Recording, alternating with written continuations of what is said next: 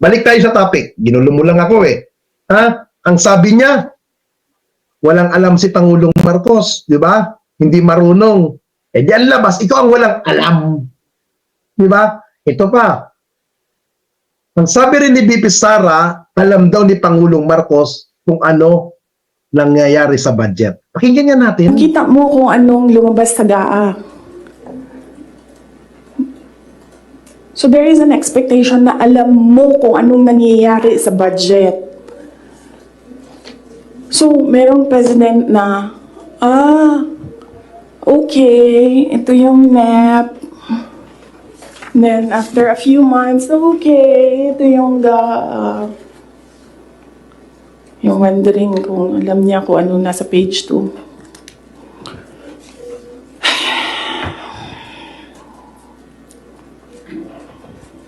So, that's DepEd budget.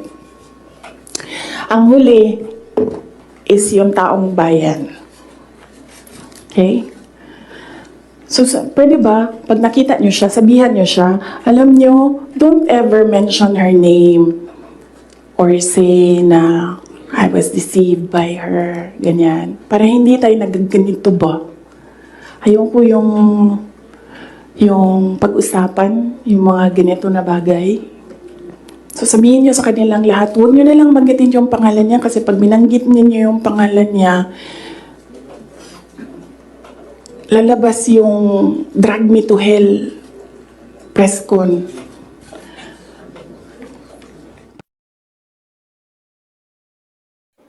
Ano sabi niya? Huwag na daw siyang i-mention kasi lalabas daw yung drag to the hill. I don't know what do you mean? Kasi nasabi niya. Kasi parang lumalabas, alam na alam niya yung mga video ng mga inaako sa kay Pangulong Marcos. Maliban na lamang, ha? Maliban na lamang kung sila ang nasa likod na nagpapakalat ng mga fake news na video na yan para lang sirain si Pangulong Marcos. Kasi sabi niya nga sa likod ng dulo niya nang hindi na lumabas ang mga video at baka may mga lumabas. Lagi natin tandaan mga kaibigan ha, lahat ng sinasabi ni BP Sara, ha, lahat ng kanyang binibitawan na statement mga kaibigan, ito po ang kalakip po nun. O, ang motive dyan is very simple. Mababasa mo naman kaagad eh. Ang motibo dyan is perpetuation in power. So lahat ng threat sa power mo, sisirain mo talaga. It's very obvious. Sa lahat ng naririnig mo, nakikita mo na ginagawa, ang motibo dyan is ayaw ko na bumaba sa akin na ito forever. Kaya sirain ko kayo lahat. Wala akong pakialam kung totoo man o hindi ang paninira ko sa inyo. Basta lang masira kayo. Yan yung motibo dyan. It's all about politics. Everything is all about politics and power. O, narinig niyo po ba? Lahat ng bibitawan, lahat ng inilitan niya ng ating Vice President is about the politics. Ayoko nang bitawan ang kapangyarihan. Ayoko nang bumaba. Tapi, yes, fake news yan. Yeah. Oo. Naano ko naman, kasi chinig ko kaagad eh. Chinig ko kaagad. Ha? Yan po mga kaibigan, fake news yun. Tama, fake news. Fake news po yung sinabi nung tao na yon. Doon sa mga may jacket, pakisipa na lang yung tao na yan. O, sipain nyo na sa ating channel. Oo. Sipain nyo na lang mga kababayan yung kanyang account. O, fake news yun. Yung ginawa nung tarantado na yun. Hindi naman ako basta maniniwala eh na patay na yung mama. Oo. Naghahanap ng butas yan para isusundot nila sa akin. Eh, ayan, pinakita ko yung comment niya. Kaya sabi ko nga, ha? Patay na daw yung personalidad na yon. Eh, hindi na booking natin na hindi totoo. Di ba? Yan po ang mahirap sa inyo, mga kaibigan. Ha?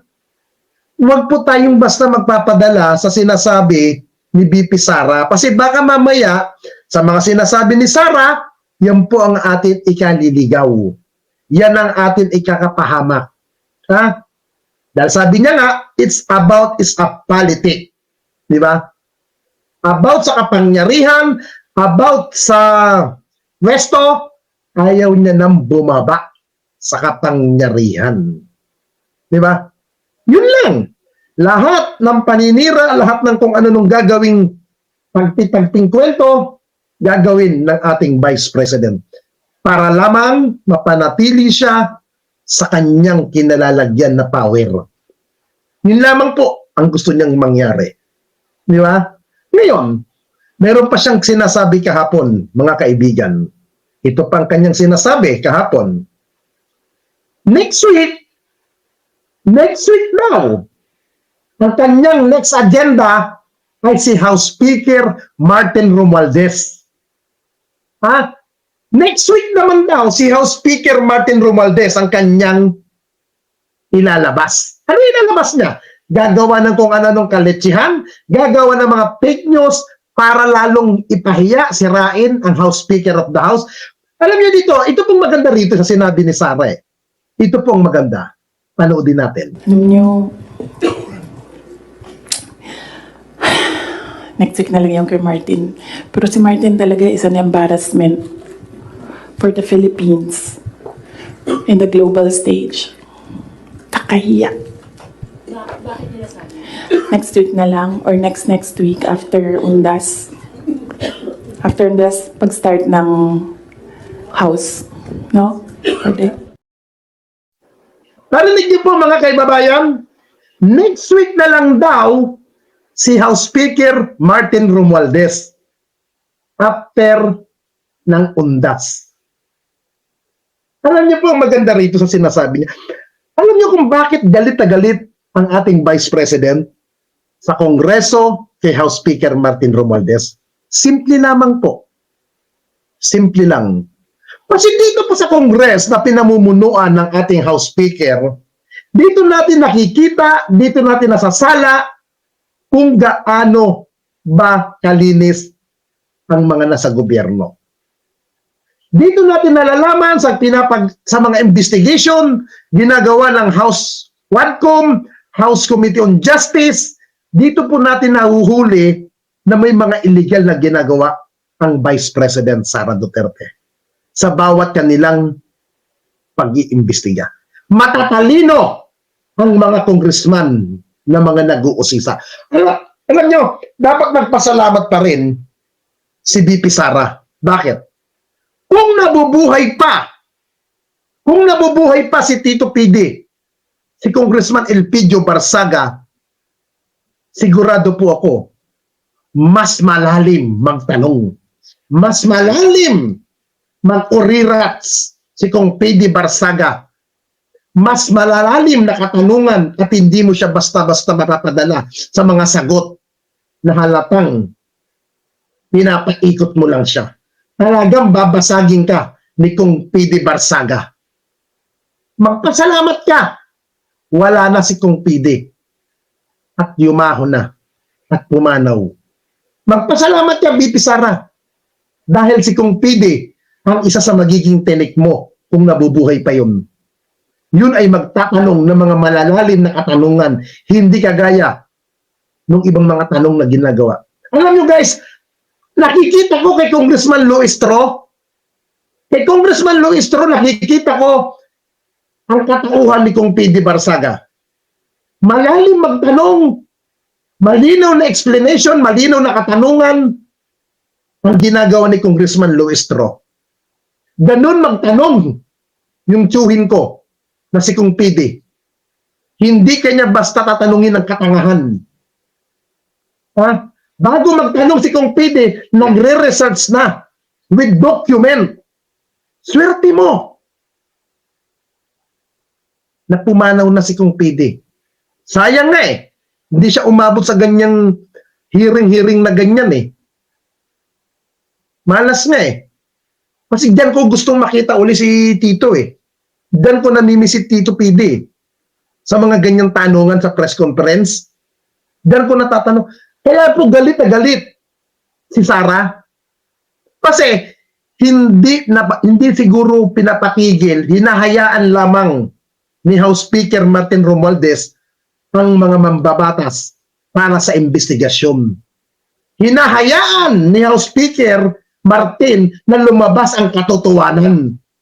Dahil ang ginagawa ng leadership ni House Speaker Martin Romualdez ay hindi pabor kay Sara Duterte at kakasira ni Sara Duterte ang mga naglalabasan at mga isyong hindi natin nalalaman ay nabubuking natin dahil sa mga quadcom sa House Inquiry. Yan ang ikinagagalit ni Sara Duterte kay House Speaker Martin Romualdez na ayaw niya na nagpapatuloy ang mga committee hearing na yan sa leadership ng Kongreso. Siguro kung ang ginagawa ng Senado ngayon, pag-iimbestiga doon sa pag-iimbestiga ay hindi rin favor kay Sara, baka binabakbakan din ni Sara si Senate President Chis Escudero. Baka kung ano-anong sasabihin ni Sara labang kay Chis Escudero kung ganyan din ang ginagawa. Ha? Yan ang ayaw ni Sara. Kaya hindi natin masisisi kung ano-anong pinakikawala at kung ano-anong sinasabi nila kay House Speaker na sinasabing tambaluslos. Eh si Sara, maihahambing natin tambalustay, gasta ng gasta sa pera ng mamamayan na hindi maipaliwanag. Kaya ako, believe kay House Speaker, kahit napipressure na siya sa mga hearing na yan ng Kongreso, ay hindi sila nagpapatinag. Pinababayaan niya para lamang sa katotohanan. Ha? Sabi niya ni House Speaker, kung wala kang itinatago, sagutin mo. Ha?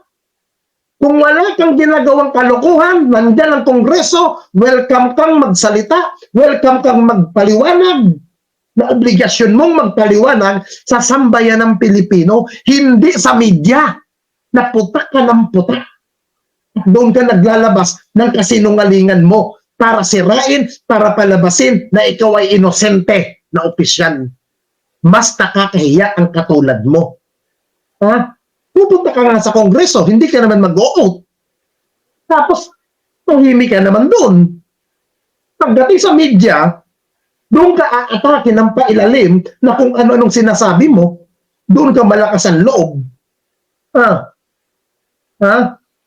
Nakakahiya ang isang katulad mo. Tapos aatake ka kay House Speaker Martin Romualdez sa kung ano-ano. Mas gugustuhin ko pa si Martin ang pumalit kay Pangulong Marcos sa 2028 kay isa-isang katulad mo.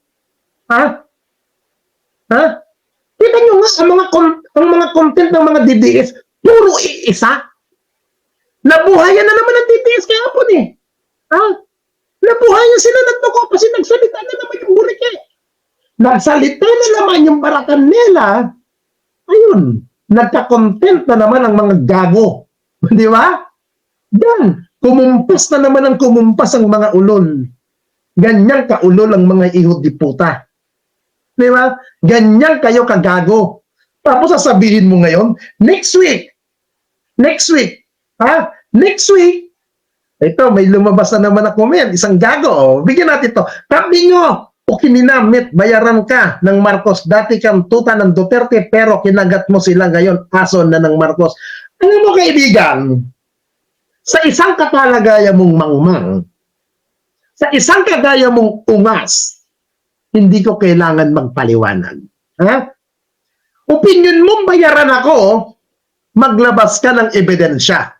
Kasi, baka bumalik sa'yo ang sinasabi mong bayaran ako. Ha? Baka ikaw ang bayaran nung dinidepensa mo na si Sara. Alam mo kapatid, galing na ako dyan sa pinanggalingan mo ngayon. Ha? Galing na ako dyan. Sabi ko nga, insulto nga ito sa inyo eh. Bakit?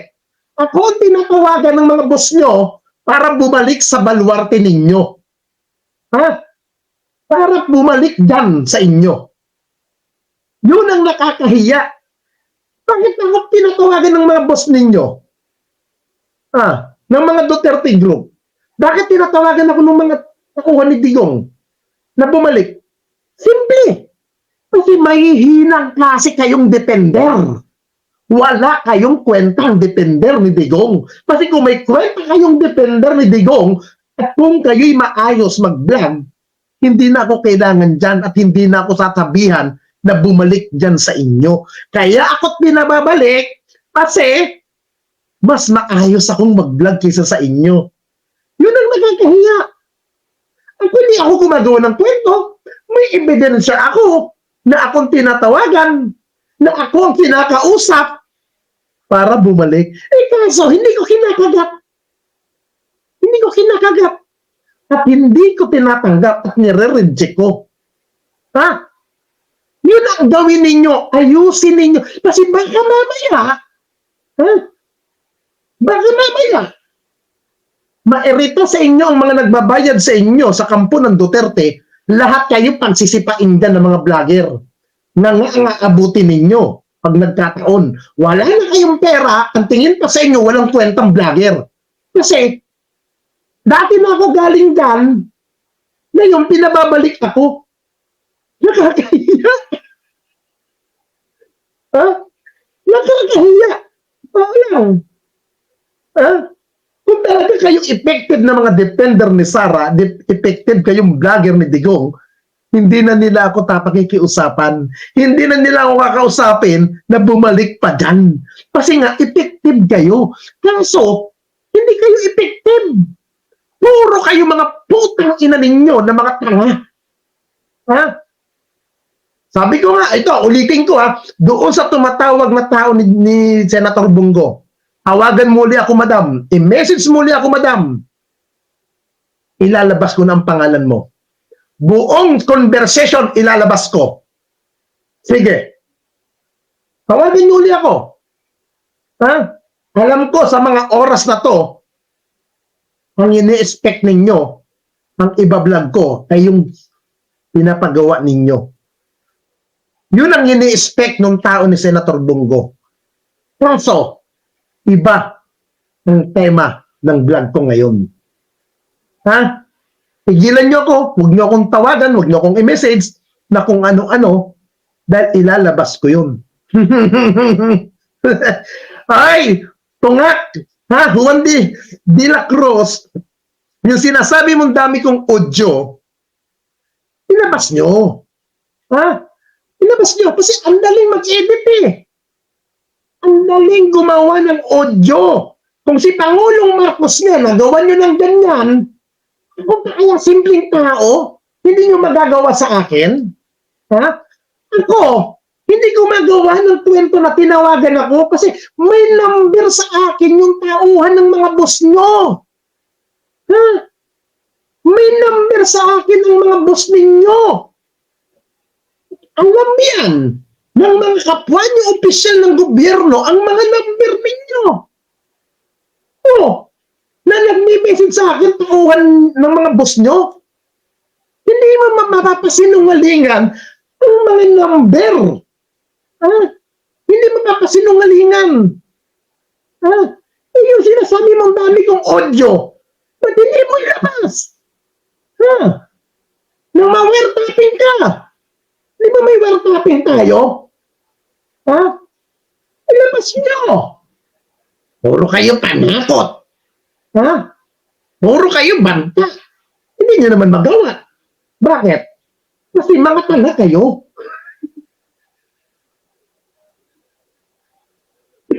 Yan ang problema sa inyo eh. Sasabihin nyo, marami akong audio. Bullshit. Napakadaling gumawa ng boses. Napakadaling gumawa ng audio tape para lang maipalabas na ang isang taong nasa audio tape ay yun ang tao na yun. Bakit? Kung talaga ba kayo sa akin, hindi nyo ba matanggap? Hindi nyo ba matanggap na ako ay dati nyong kapartido?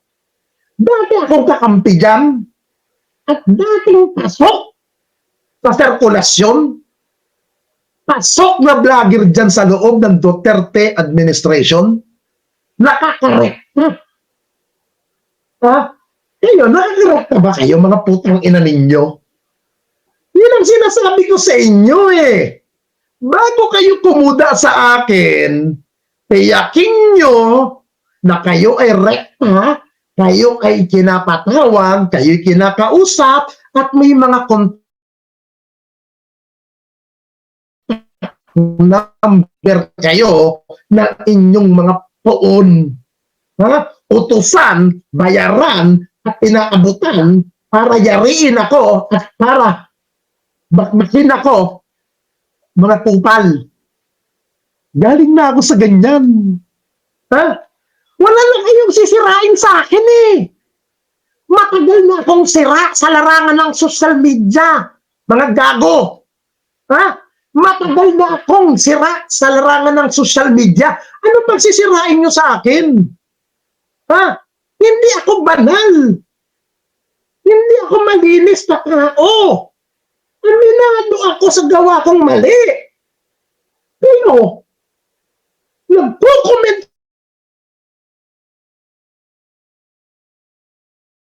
kayo ibang pangalan para masabi nyo, bago kayo napasok dyan, nakalabas na ako.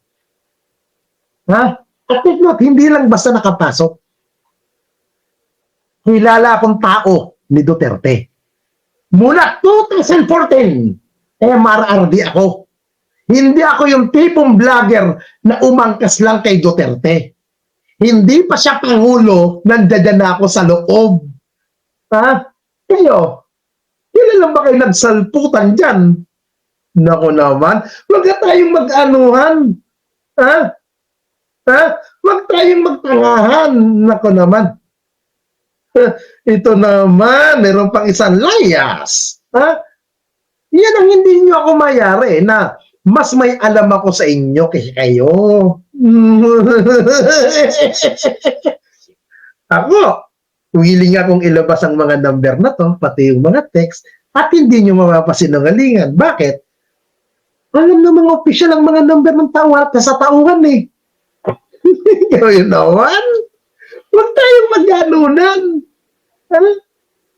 Alam niyo mga kaibigan, kahit walang record itong tawag niyo sa akin, putang ina ninyo, may cellphone pa ako na pwede ko kayong i-record dito sa isang punto na bibidyohan ko habang nag-uusap tayo, mga gago. Putang ina ninyo, tigilan nyo ako ng kalitsihan nyo. Yan ang sinasabi ko rito. Hindi nyo mapapasinungalingan, hindi nyo pwedeng i-rebat. Gawa-gawa lang ni Calvo yung number na yan. Gawa-gawa lang ni Calvo na may tumawag sa kanya. Huwag ganon. Ngayon naman. Mismo yung tumawag, may number, hindi messenger. Hindi ganon. Huwag ako. Kayo naman. Wag. Putangin na, mahirap yung ganyan. Mahirap yung ganyan. Alam nyo ako, kilala nyo ako mga DDS, pag ako china-challenge, lalo akong nag-iingay. Alam nyo yan. Kayo rin, utos ba sa inyo ng boss nyo na atakihin nyo ako rito sa comment section? Utos ba sa inyo na pumasok kayo rito? Baka magalit ang boss ninyo pag nilabas ko yung mga tawagan sa amin dito. Huwag ganon. Huwag ganon, mga kaibigan. Huwag ganon. Huwag malay nyo, sinusuportahan yung politikong lokal. Kasama rin ako doon. Baka magkita-kita tayo. Huwag ganon. Huwag ganon. Utang ina naman. Huwag ganon. Okay, ano ang next? Huhukayin ko tatay nyo. Sabi ni BP Sara. Pakinggan natin. Hindi ko alam. Pero isang beses sinabihan ko talaga si Senator Amy. Sabi ko sa kanya, kung hindi kayo tumigil, huhukayin ko yung tatay ninyo. Itatapon ko siya sa West Philippine Sea. Sinabihan ko si Senator Amy. One of these days, pupunta ako dun, kukunin ko yung katawan ng tatay nyo. Tapon ko yan dun sa West Philippine Sea. Ito, normal ba ito sa isang tao? Yan po mga kaibigan. Normal ba ito sa isang taong matino na sinasabing edukado na ang isang tao ay patay na, nananahimik na sa libingan at nakahimlay na? Dahil sa puot at galit mo, sasabihin mo, huhukayin mo ang taong patay na at itatapon sa West Philippine Sea. Normal ba ito sa isang kagaya ni Vice President Sara Duterte, mga kababayan? Normal ba ito sa isang tao? Sa isang tao na government official? Normal ba ito? Dito dapat mag-react. Dito dapat mag-react si Robin Padilla. Kung natatandaan ninyo, ang sabi nga ni Robin Padilla nung time na siya tumakbo bilang senator, matagal nang patay si Pangulong Marcos. Nailibing na. At nagsalita pa dati sa kampo ata ng mga dilawan na ipapahukay si Pangulong Ferdinand Romualdez Marcos, ay dating Pangulong Ferdinand Eldarin Marcos Sr. na ipapahukay. Nagsalita, minangang ako dito nagsalita si Robin Padilla. Hindi isang tao ang gagawa ng ganyan. Ngayon, ano ang magiging komento ni Robin Padilla ng mismong kanyang Vice President ay magbibitaw ng ganyang salita? Kung galit ka kay Pangulong Marcos Jr., huwag mong isama ang ama. Huwag mong isama yung tao na matagal nang nananahimik, na matagal nang nakahimlay. Diyan na mo ipinapakita na hindi mo kontrolado ang iyong sarili. Hindi mo kontrolado ang iyong pagkatao, pinapairal mo ang pot. Alam mo, dito sa sinabi mo, BP Sara, nakakawalan ka ng dignidad sa pagkatao. Dahil galit ka kay Pangulong Marcos, dahil ayaw mo sa kanya, hindi mo gusto yung kanya, dahil hindi mo nakuha ang gusto mo, idadamay mo yung taong nananahimik na. Ipapahukay mo, ipasasabihin mo, ipapatapon mo sa West Philippine Sea. Kahit sabihin nating biro mo yan, kung biro man yan o totoo man yan, hindi maganda sa isang katulad mo, sa isang elected na Vice President na magmumula pa sa iyo. Abogada ka pa naman. Dapat sa iyo i-disbar at sabay i-impeach. Yan pagpapakita na hindi mo kayang kontrolin ang bunganga mo. Pagpapakita na palpak ang iyong pamamalakad. Pag ang kalaban, yung parang ginawa ng tatay mo, pag hindi na pagbigyan si Pangulong Duterte nung panahon ng eleksyon 2016, itinuturing kalaban. Hinasama sa mga narcolis. Ikaw ngayon, Vice President Sara, mas malala ka ba ang pag-uugali mo? Mas malala ka ba magdesisyon kasi sa ama mo? Ha? Nakakahiya, nakakatakot ka mamuno sa bansa ito. Hindi normal ang sasabihin mo na ipapahukay mo ang taong matagal nang nakalibing. Hindi normal yan, madam. Kung galit ka kay Pangulong Marcos, huwag mong idama yung ama. Nakakahiya. Ha? Hindi na makatao yung sinasabi mo, madam. Isang kasakiman, isa kang demunyita pag ganyan ang attitude na sinasabi mo. Ha? Nakakahiya. Sa totoo lang. Ako, hindi ako makamarcos. Aminado ako. Kung pinagtatanggol ko man si Pangulong Marcos, yan ay dahil sinusunod ko ang utos ng Biblia. Na sinasabi sa Biblia, magpasakop kayo sa gobyerno at pamahalaan dahil walang pamahalaan na hindi nagmumula sa akin. Ikaw, madam, I think alam mo yan. Ha? Ha? Alam mo yan. Alam mo yan. Pero dahil nga nagtangahan ka, hindi mo na alam ang tamang sagot. Ha? Yan ang problema sa'yo. Ha? Nakakahiya ka. Ha? Nakakahiya ka. Ha? Sasabihin mo, ginamit ka ng mga Marcos? Tanga. Boba. Parehas lang kayong nagdamitan ni Pangulong Marcos nung eleksyon.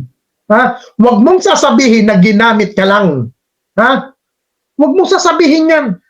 Ha? Huwag mong sasabihin na para bang pinalalabas mo, pabiktim ka. Mali yan, madam. Parehas kayong nagdamitan ni Pangulong Marcos. Yan ang totoo. Umasa ka. Nakala mo, madidiktahan mo, akala mo, maguguyo mo, akala mo, na pag ikaw'y nanalong dalawa at nanalo naman, akala mo, ikaw ang masusunod, hindi si Pangulong Marcos. Ha? Yan ang gusto mo, na ikaw ang masunod. Ha? At yung tatay mong siraulo na ulyanin na umiihi na sa pantalon, hindi mo nga makontrol yung bunganga ng tatay mo. Ha? Ikaw nga siguro to, ang tuwa ka nung ginaapakin nung tatay mo nung mga kapatid mo si Pangulong Marcos Ngayon, hindi ka na nakatiis. Hindi ka naman tinanggal sa DepEd. Hindi ka naman pinag-resign. Nag-resign ka na at tuluyan ng lumabas ang pag-uugali mo. Mas nakakahiya yun. Ito pa, madam. Pinagkatiwalaan ka pa ni Pangulong Marcos. How many times siyang lumalabas ng bansa? Ikaw ang inilalagay na caretaker. OIC ng Malacanang. Pero anong ginawa mo? Pumupunta ka sa mga rally na kung saan ang panawagan, Marcos resign. Hindi ba nasa nakakahiya yun? Ha? Di ba nakakahiya?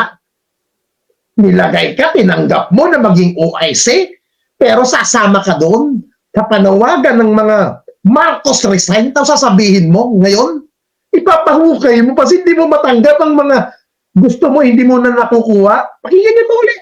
Dito nakakakirita si Sarah. Hindi ko alam. Pero isang beses sinabihan ko talaga si Senator Amy. Sabi ko sa kanya, kung hindi kayo tumigil, huhukayin ko yung tatay ninyo. Itatapon ko siya sa West Philippine Sea. Sinabihan ko si Senator Amy. One of these days, pupunta ako dun, kukunin ko yung katawan ng tatay nyo, tapon ko yan dun sa West Philippine Sea.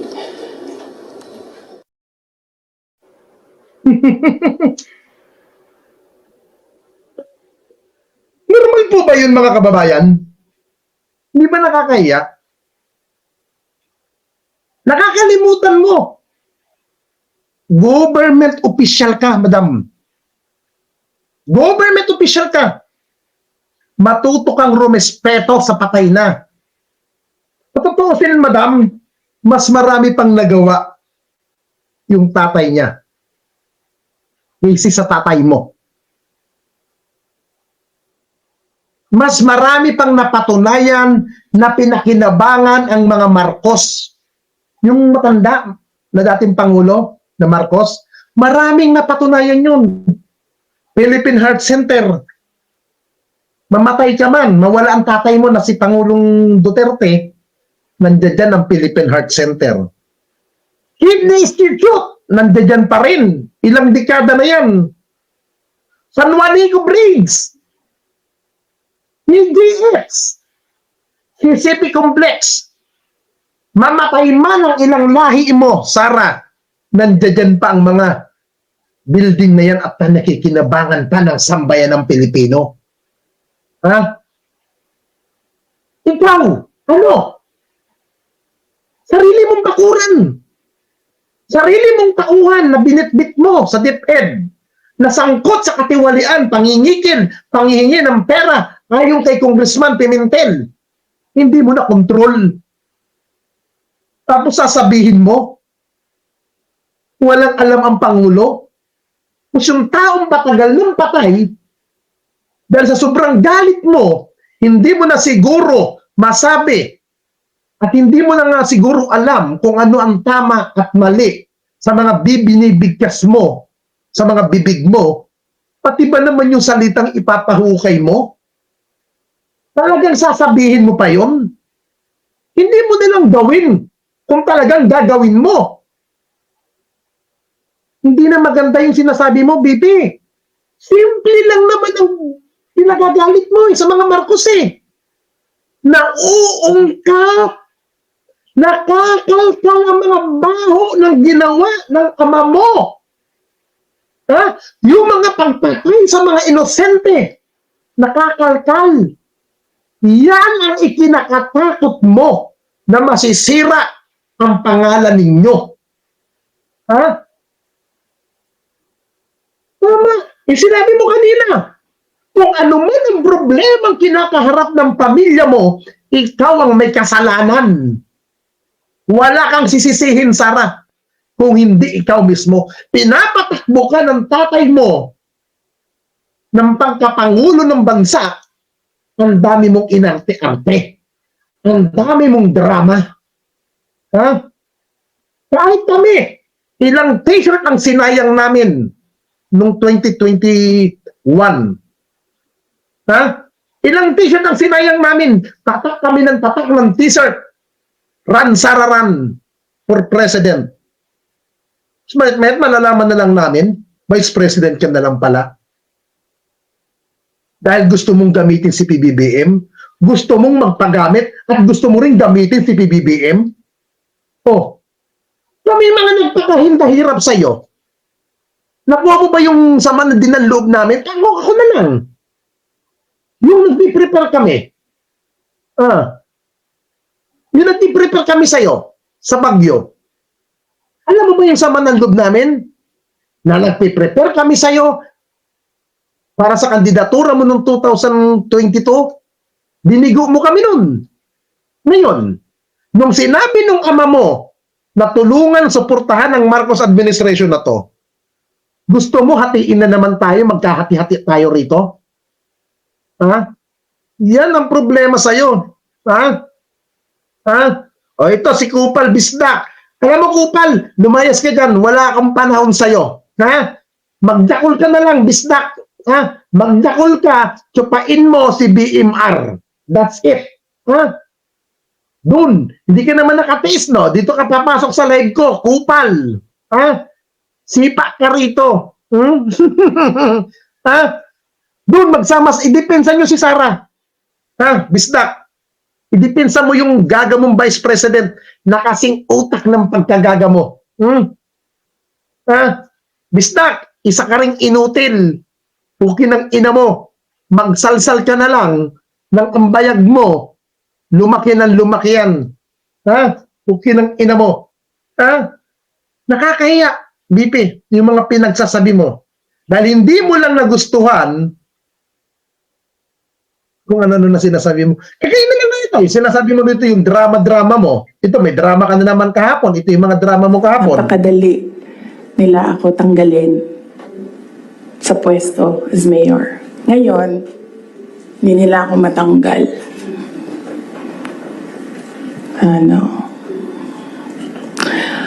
They can drag me to hell.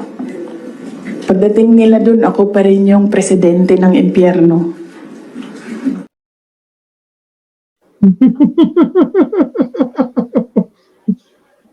Yan po isa sa mga drama niya kahapon sa kanyang press conference. Na ang parating yung pautot, yan daw nangyayari sa Kongreso ng paglalabas ng kung ano ng investigation, ay yan daw ay pagpapakita na piniprepare na raw ng Kongreso yung mga impeachment laban sa kanya. Bakit? Dahil alam mo sa sarili mo na impeachable ka na. Ha? Yan ang ano mo. Yan ang alam mo sa sarili mo. Abogado ka. Totally, madam, ang dami ng butas sa'yo. Ang dami ng butas. Sabi ko nga, interesado kami marinig ang totoong pangyayari kung saan mo dinala kung saan mo nilustay ang milyones na confidential fund mo. Doon kami interesado. Doon kami gustong malaman. Hindi kami interesado kung ano man ang sasabihin mo laban sa administrasyon na to, kung ano man ang ikikwento mo, kung ano man ang mga pautot mo, hindi kami interesado. Bakit? Kasi hindi naman yun ang issue eh. Ang issue dito, madam, saan mo dinala ang pera ng sambayan ng Pilipino na pinundo para sa confidential fund mo na hiningi mo. Una-una, di mo nga talaga kailangan ng confidential fund. Bakit? DepEd Secretary ka. DepEd Secretary ka na ang papel mo para sa edukasyon. Mapanatili, mataas ang education sa bansang Pilipinas. Pero tignan mo ang leadership mo bilang DepEd Secretary nung panahon mo, ang baba ng kalidad ng edukasyon sa bansang Pilipinas. Ang baba ng rating natin, yan ay dahil sa iyong pamumuno. Tapos akala mo naman napakahusay mo. Palo ka pa nung matanda, yung dating DepEd Secretary na si Eleanor Briones, na kahit na senior citizen nagtatrabaho.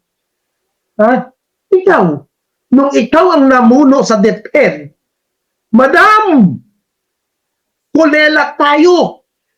Kulela sa rating ng edukasyon sa ating bansa. Nakakahiya po, Madam. Naturingan kang DepEd Secretary, naturingan kang abogada, pero ang baba ng kalidad ng edukasyon ng panahon mo. Tapos, ngayon para ka bang magsasalita na ikay napakalinis, busy ka sa mga confidential fund. Naging busy ka kung saan mo pinagdulustay ang pera ng bayan. Yan ang hindi mo masagot, Madam. Kasi nga, kung may tinatago ka nga naman ba o wala kang tinatago, madaling sagutin, Madam. Dahil nga may tinatago ka, hindi mo talaga masasagot. Di ba? Hindi mo masasagot yan eh. Kasi napakahirap sumagot sa isang tao pag alam mo na meron kang anomalya. Pag alam mo sa sarili mo na meron kang bahid kalokohan. Nakakahiya. Tapos sa mga panghuling press con mo, puro kadramahan na lang ang ginagsasabi mo. Sabi nga ng mga kaibigan kong reporter na pumunta sa'yo, tinanong ko nga, uy, ano ang basa mo kay Sara? Wala, kumukuha na lang ninyo ng simpatya. Kumukuha na lang ng simpatya si VP Sara. Wala na sa hulog. Tangina, sayang yung pupuntahan namin na press conference. Akala namin exciting yung sasabihin niya, yung pala. Puro atake lang din na dati nang naririnig. Walang bago. Nakakahiya, Madam. Kausap ko yung ibang reporter na kausap mo. Ito pa, kadramahan mo kahapon. Ito. 20 October, nag-file ako. Pagdating ng late October, after deadline ng filing, tumawag sa akin si Senator Amy Marcos. Sabi niya sa akin, pwede ka ba tumakbong Vice President? Sabi ko sa kanya, alam mo, hindi ko pa narinig ever na sinabi sa akin na tumakbo akong Vice President. Sabi ko, bakit mo ako nire-request ngayon na tumakbong Vice President? And I'm happy that she was honest enough to say, kasi matatalo kami ni Lenny kung hindi mo dalahin ang Bisaya. It was very straightforward. Now, it was all about winning, sinabi niya sa akin. So sabi ko sa kanya, Bisaya naman day ang ato ang giistoryahan dinhi. Tawagan ninyo si Bato de la Rosa. Ask him to slide down to VP. Tumatakbo siyang president. And then ang answer niya was, nah. And then I told her, well, ask PRD to run as your vice president. And then she said, well, that's a closed book already kasi tumatakbo si BG. So, ask BG to run as your vice president. Mga Bisaya na tanan. And then she said na, I don't think kayanin na manalo kami kay Lenny. And then I said, ask Manny Pacquiao to slide down. He's already running for president. And she said, we already did. And Manny Pacquiao told us that God asked me to run for president. So how can you argue with God? Totoo yan. I don't think she will deny that. Very straightforward naman si Senator Amy Marcos eh. Mainit na siya ngayon.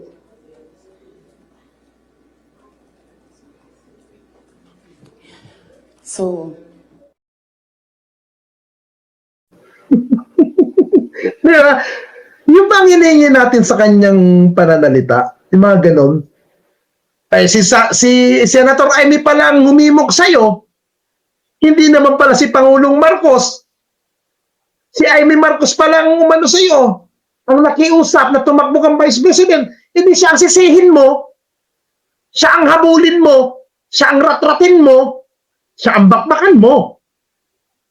Siya. Di ba? Hindi si Pangulong Marcos. Tinanggap mo yan. Sa isa pa. Dati galit na galit ka sa amin nung mga anti-Marcos dati kami. Ikaw naman, madam. Ha? Alam niyo ako naniniwala mga kababayan. Hindi kasi lahat nakuha ni Sara ang mga expectation niya kay Pangulong Marcos. Hindi siya napagbigyan ni Pangulong Marcos kung ano man yung mga hiningi niya.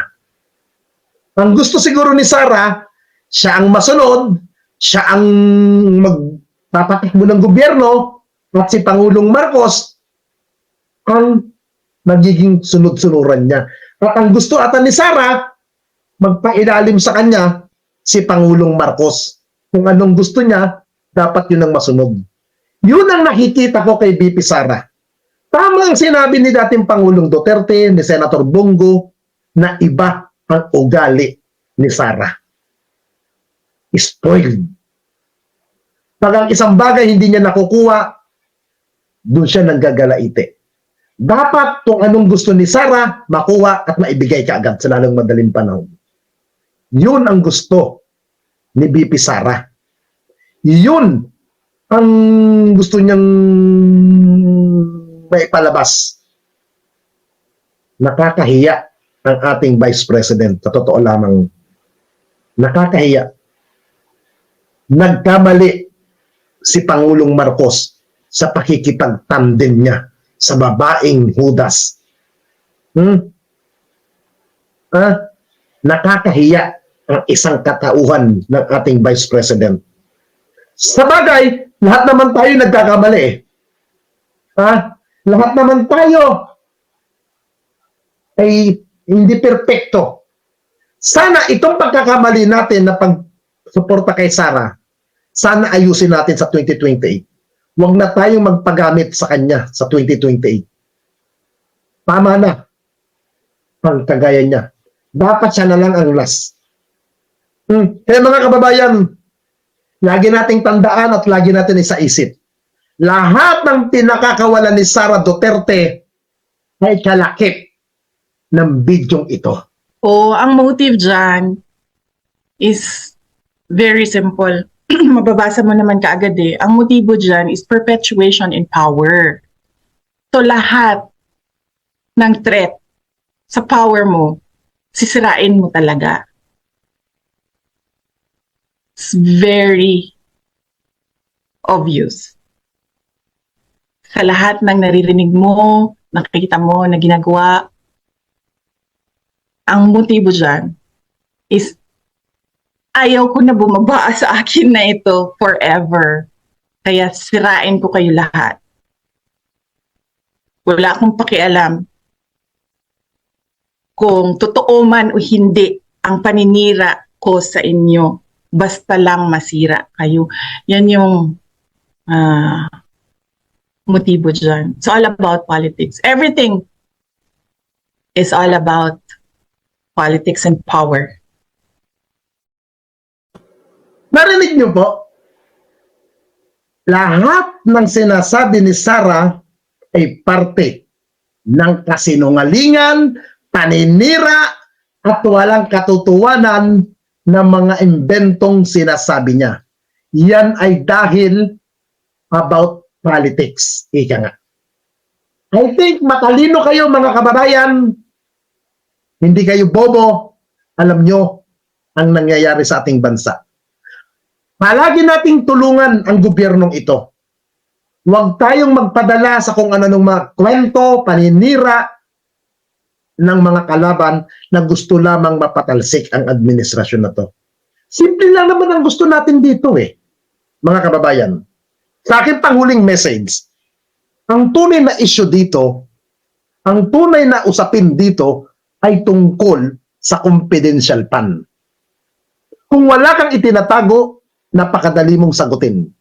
Kung wala kang ginawang kalokohan, ang dami mong pwedeng ipaliwanag. Pero pag ang isang tao na alam niya na hindi niya talaga ma-explain kung saan niya dinala ang pera, gagawa at gagawa ng paglilihis, pag-iiba ng usapin doon sa tunay na kasagutan. Ang gusto ng bawat Pilipino sa nununood sa atin ngayon na 2,180, isa lang ang gusto natin mangyari. Ang kasagutan na saan mo dinala ang pera para sa confidential fund mo. Habang umiiwas ka, habang nag-aakusa ka sa administrasyon na to, kung ano-anong kasinungalingan ibinabato mo at paninira labang kay House Speaker Martin Romualdez, lahat ay bumabalik sa'yo, VP Sara. Pagpapakita na wala kang kakayahan sa national posisyon. Pagpapakita na ikaw mismo ay walang leadership. Pagpapakita na hindi mo kayang harapin ang mga issue na kinasasangkutan mo. At kaya mo ginagawa ang kung ano-anong paninira, pag ano-anong mga issue, dahil yan ay drama mo at para pagpapakita na pagtatakip mo at paglilihis mo ng mga issue na dapat mong ipaliwanag sa amin na hindi mo magawa. Kaya mga kababayan, ipagdasal natin ang ating gobyerno. Kailangan tayo ng Pangulong Marcos. Kailangan tayo.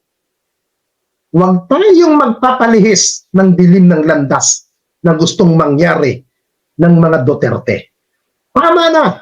Sobra na, i-impeach na, at panagutin, at nang mabigyan ng mustisya kung saan napunta ang pera ng bawat Pilipino. Isang maagang Saturday sa inyo, at higit sa lahat, suportahan natin parati ang gobyerno ni Pangulong Marcos. Magandang umaga po sa inyo lahat. Salamat sa inyong pagsantabay, pagsama sa ating live. May gagawin lang ako. Mabuhay po kayo, bansang Pilipinas. So, BP Sara, wala naman talaga kaming pakialam dyan sa baliw-baliwan mo kahit na magbaliw-baliwan ka pa, kahit ano pa ang iyong sabihin sa mga presscon mo, kahit magpa-presscon ka pa araw-araw, simula alas 8 ng umaga hanggang alas 5 ng hapon, wala talaga kaming paki dyan. Wala talaga, hindi kami interesado dyan sa baliw-baliwan mo, yung mga sinabi mo kay Senator Amy. Wala kaming pakialam kung ano ang naramdaman mo nung merong humihingi ng relo ni PBBM na hindi niya binigay. Hindi importante yung pakiramdam mo. Hindi importante ang mga naranasan mo. Wala kaming paki dyan. Ang pinaka gusto naming malaman ay kung saan mo nilustay ang pera ng taong bayan. Saan mo dinala? Bakit meron kang 250,000 na safe house sa loob lamang ng isang gabi o isang araw? May 90,000, may 100,000. 16 million inubos mo in 11 days. Sinabi dun sa papeles sa COA, yung Youth Leadership Summit, ginastusan daw ng DepEd. Yun pala, AFP ang gumastos nun. Ano to? Ano tong katarantaduhan mo na to? Diba? Alam mo yung bumanat ka ng bumanat kay PBBM, kay House Speaker Martin Romualdez, kay Amy Marcos. Sinabi mo kahiya-hiya si House Speaker Martin Romualdez, hindi ba mas kahiya-hiya na ikaw, ang aming Vice Presidente, hindi masagot ang mga alegasyon sa'yo ng korupsyon? Yung 125 million since 2022 pa, hindi mo na masagot. Mas kahiya-hiya ka.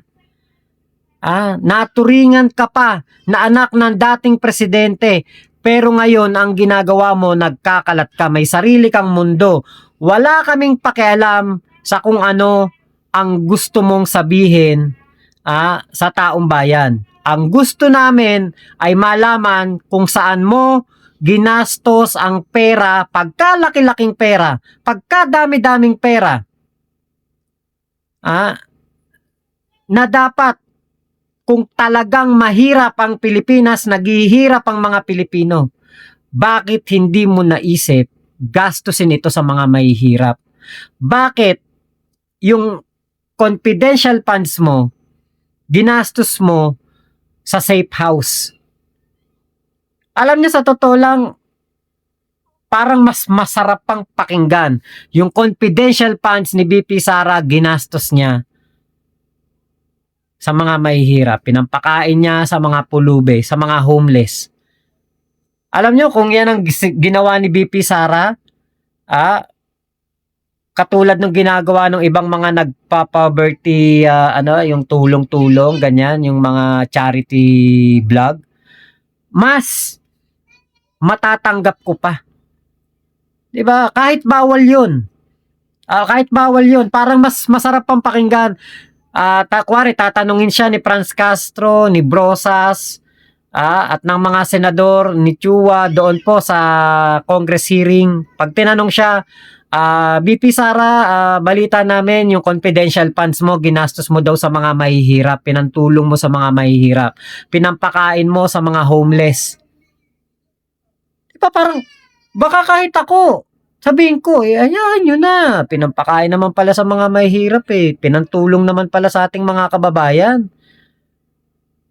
Pero yung sinasabi ng mga DDS, na napakahirap daw ng buhay ng mga Pilipino ngayon, napaka mamahal daw ng mga bilihin, wala na daw makain ng ating mga kababayan, tapos malalaman natin, from BP Sara's office, di ba, isang araw, safe house, rental, 250,000, 90,000, 100,000, sus Maria Josep. Ano ba higaan doon? Gawa sa ginto.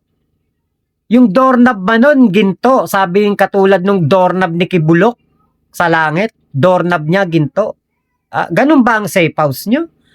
At napakamahal ng renta? Wala man lang naka-indicate kung gaano kalaki yung bahay, gaano kalawak yung bahay, at kung gaano kaganda o karangya para maupahan ng ganun kalalaking halaga. Sabi nga nung isang kongresista, parang mas mahal pa sa Forbes Park. Kasi yung 250K, makakagawa na yan ng bahay na gawa sa kahoy. Hindi ganun kaganda. Tinipid. Pero, diba, bahay na yun. Tapos safe house, isang araw lang, rental, 250K. 'Di ba? Sa totoo lang wala tayong pakialam dun sa itatapon niya sa West Philippine Sea. Kasi alam naman natin pagyayabang lang naman 'yun, pananakot, rhetoric, diversionary tactics, panlilito, panlilinlang para mawala yung issue sa kanya. Lagi naman ganun 'di ba? Kada may lalabas na hearing, kada may lalabas na issue, lagi naman ganun, press con. Tapos bunganga ng bunganga, dakdak ng kung ano-ano. Lagi naman ganun unti-unti naman nasasanay na kami sa mga baliw-baliwan mo. Pero, tandaan mo, hindi namin titigilan ang paghahanap sa pondo ng bayan na nilustay mo. Sa mga walang kapararakan, walang kakwenta-kwenta na mga paggastos. 'Di ba? So, wag natin tong tigilan. Pera natin yan, may karapatan tayong hanapin yan, may karapatan tayong kwentahin yan, investigahan kung saan po talaga napunta yung pera, kung sa safe house ba, o napunta sa gasolinahan, o napunta lang sa bulsa ng iilan. Di ba? Huwag natin itong tigilan. Kasi ito po'y maliwanag na act of corruption to. Kinukurako tayo harap-harapan ng DepEd Secretary at ng ating OBP. Bakit? Hindi niya maipaliwanag Di ba? Kapal ng mukha mo, BP Sara, sobrang kapal. So yun lamang po, maraming salamat sa pagsama nyo dito sa aking vlog na ito. Ingat po kayo. Nasan mang panig kayo ng mundo, momo chup chup, love you. God bless us all, Pilipinas. God first.